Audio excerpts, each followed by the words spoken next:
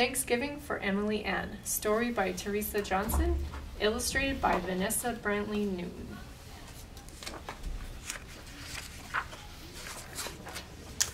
Emily Ann just had to say she was not very thankful on Thanksgiving Day.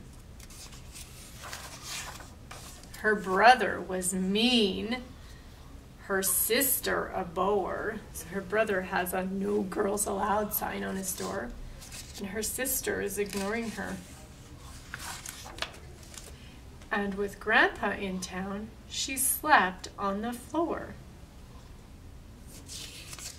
There's Grandpa in her bed. There was food to be cooked and chores to be done. With everyone busy, there was no time for fun.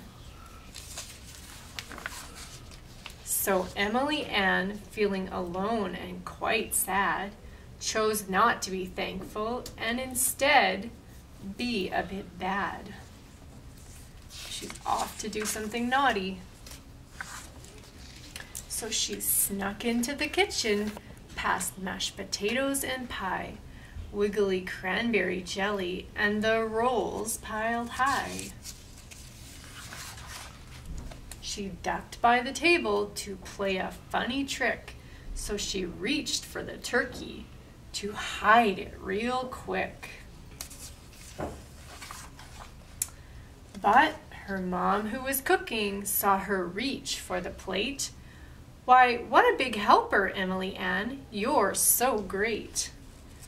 Her mom thinks that she's being helpful and she's actually trying to be sneaky.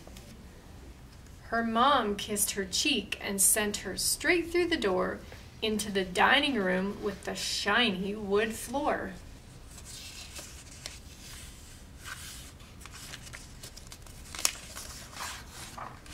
On the big dinner table were the placemats she'd made. Turkeys with top hats voted best work in her grade. There's her placemats she made at school. And there in that moment, Emily Ann saw the truth. Her family had come together from Uncle Mark to little Ruth.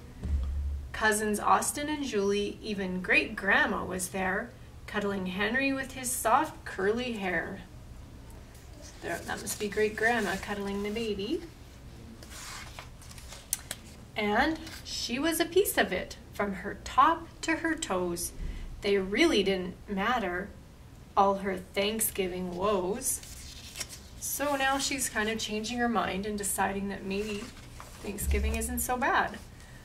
By the time she sat down on Thanksgiving Day,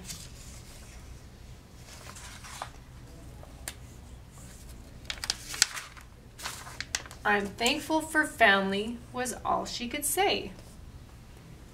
So she's thinking about all the things she's thankful for. She's sitting with her family, her dog, her grandpa. They're all happy thoughts. Happy Thanksgiving. So we're going to do a fall craft to go with Thanksgiving. In Canada, Thanksgiving is in October, and that is fall. And traditionally, some of the things that are symbolic of fall in Canada are a scarecrow. So people put scarecrows out in their gardens in the fall so that the crows don't eat their garden goods, all of their vegetables and everything that are still in their garden. So what I've started to make here is a scarecrow, and I've got 6 or maybe 5 because one doesn't want to stay on. I've got my sticks glued together, and I've used another stick across the center to brace them on and help glue them. I'm just going to try to stick that on there a little better.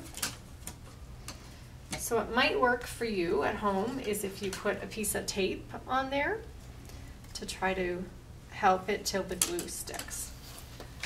So the first part of my scarecrow was to color the hat, and so I'm going to use a brown marker up the top, and I'm going to color the hat. So this would be the brim of the hat, the stick going across your scarecrow. So you can pre-color your sticks if you want before you glue them. I find that it's easier to glue them together and then do your coloring. So you're going to do your top of your hat.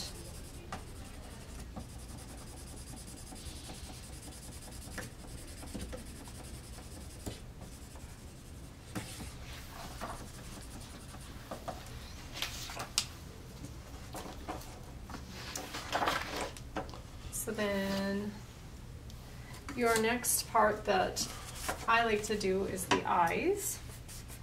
So you need 2 pieces of craft foam or just plain white paper. Overlap them on top of each other and then cut out your eyes. So I'm just doing an oval shape, but then at the bottom I'm not finishing my oval. So I'm just doing a straight bottom. So if you overlap your pieces when you cut them, it'll give you 2 pieces the same. And then for the next part, I'm just going to snip a corner of a piece of orange craft foam, and that will be our nose. And then for the hair on my scarecrow, I took some yellow craft foam and I just cut some strips. So this craft foam happens to have sticky backing on it. It's like a sticker, but you may not have that, so you may need to do some gluing. So then I'll just cut some nice thin strips.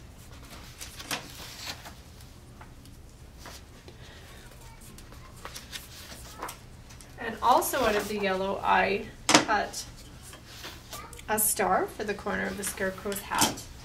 So my star was very not calculated. I just took my scissors and cut a nice shape. You can take your pencil and pre-draw a shape, but scarecrows are always kind of a little bit disheveled and confused. Their clothing always looks a little bit raggedy and stuff. So it can be any kind of shape. So since this is my sticky back, I'm going to stick that on there. And then I just cut a little tiny piece off the corner of my orange and put it on there for the center. So I'll peel the backing of my sticky craft foam to stick on for the hair. And again, if you don't have sticky craft foam, you just use your glue. So a couple pieces of hair on each side.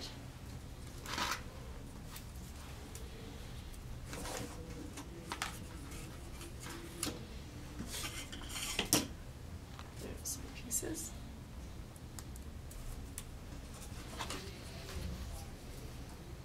All right, so on the inside of my eyes, I took my marker and I just drew the inside of the corner of the eye so it'll look like the pupil and the colored part of the scarecrow's eye. And so you need to do one on each side. Scarecrows sometimes look cross-eyed. They always look a little bit wonky. So that would be your eyes to stick on your page. And then if you notice on my very finished product here, I just took my marker and I did his mouth, which sort of looks like it was stitched on there. If you put the little strikes through your mouth, it looks like it's stitched on there. And so you can just quickly use some stuff that you have around your house to make a scarecrow. And then if you want, you can add some magnetic sticky magnet stuff if you have that in your craft supplies. If you don't, you can just tape it and you can put it on your fridge for a Thanksgiving craft.